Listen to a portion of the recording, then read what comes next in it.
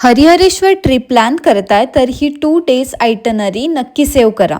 पुण्याहून तामिनी घाटाच्या सुंदर रस्त्याने प्रवास करत आम्ही हरिहरेश्वरला पोहोचलो. सर्वात आधी काळभैरव आणि हरिहरेश्वर मंदिराचं दर्शन घेतलं. त्यानंतर मंदिरामागून सुरू होणारी प्रसिद्ध प्रदक्षिणा केली. पायऱ्या चढून वर गेल्यावर दिसणारा समुद्राचा व्ह्यू आणि पुढे समुद्रकिनाऱ्यालगतचे नैसर्गिक रॉक फॉर्मेशन हा अनुभव खरंच अविस्मरणीय आहे. प्रदक्षिणा पूर्ण करून लंच केला आणि 20 किलोमीटरवर असलेल्या श्रीवर्धन बीचला पोहोचलो. स्वच्छ बीच, सुंदर सी व्ह्यू आणि शांत वातावरण असल्यामुळे इथे काही वेळ घालवला. त्यानंतर आरावी बीचवरील रॉक सँड बीच रिसॉर्टमध्ये चेक इन केलं. बीच समोरची लोकेशन आणि संध्याकाळचा सुंदर सनसेट दिवसाची परफेक्ट सांगता झाली.